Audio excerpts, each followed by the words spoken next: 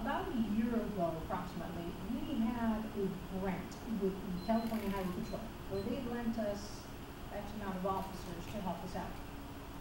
That is what I had said earlier in my response, was funding money through grants by whatever means necessary. It's been done before. Why cannot we do it again?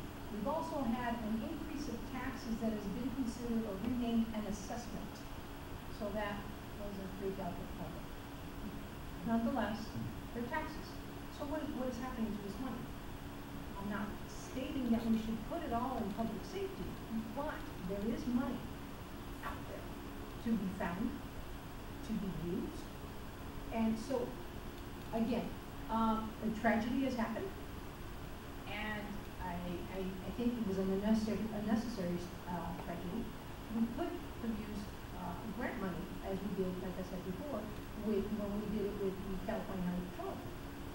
When they were getting paid, we were on a grant, and it worked. Why can we not continue looking for grants to continue our increase in public safety? It's a huge issue. So there is money, somewhat. It just needs to be found. Thank you. Sal? I have no idea. I don't know if there's a leprechaun at the end of the rainbow with a little pot of gold. I keep hearing Ms. Martinez use these hasty generalizations, but there's never a plan. Okay, I'm going to be very straightforward with you. I believe that, as I stated earlier, and I may lose some of your support here tonight, but at least I'm being honest. We have been looking for money. We have been out there going to DC to find out what we could bring in back to the city. I met with the Police Officers Association yesterday, and they asked me, what are the top 3 issues facing the police department? I said, number 1 is you don't have enough officers. I agree with you 100%. I said, number 2 is you don't have enough training. Because with these budget cuts, what people don't talk about is that training has also been cut. And number 3 is that with these shortages, we also have reporters in the jails that have been cut too. So now the officers are in the jails longer instead of out on the street. We have to make a decision. And I stated earlier, and at least I'm being honest about it. If our economy does not increase in 2 years, I am going to be backing a tax. Okay, because 73 cents a week or a month, 73 cents a month is from the studies that I've looked at. 73 cents a month can bring us in enough revenue to get more officers on the streets that will bring us above where we've been for the last 20 years. And that would be a 3-year assessment. If the economy gets better, then we can allocate money there. But at least I'm putting my money where my mouth is and saying that that is a plan that I'm willing to do. Because at the end of the day, 73 cents means your child's safety, your spouse, your uncle, your aunt, and at the end of the day, there's a plan in place. These are things that we've been looking at. I don't know what other money Ms. Martinez is talking about. All I know is this. We are constantly working to get revenues into the city of Santa Ana. We will continue to do so, but it's a tough time. Tough decisions have to be made. Some of you are going to be with me, some of you are not. Yes, thank you for the question. I think that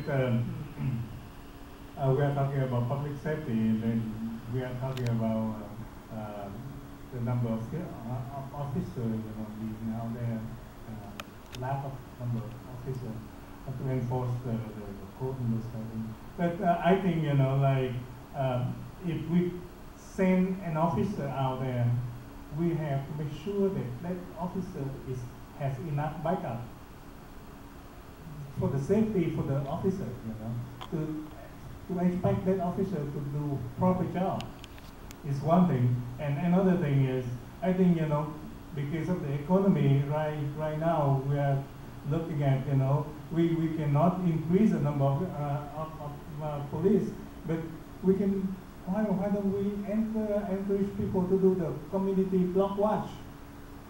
That is, I think, it used to be, community block watch, your next door neighbor watching your house for you, And I think, well, we do the best.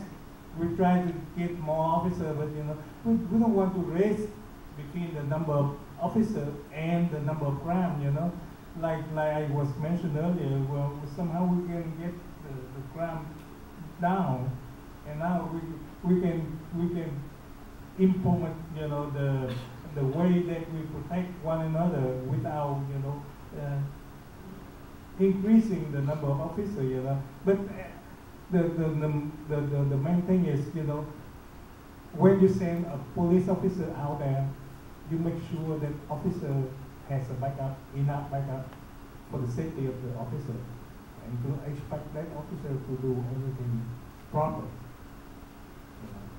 And that's all I can say.